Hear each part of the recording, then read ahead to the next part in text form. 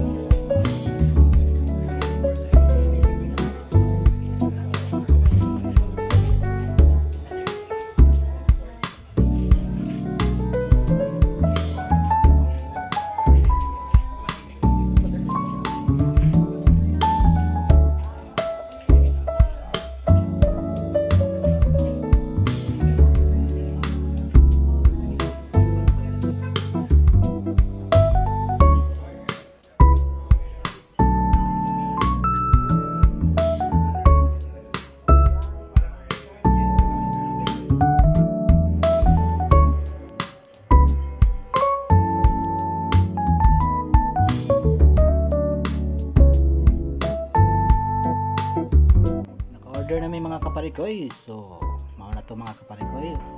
Salamat. Thank you for watching. Bye-bye.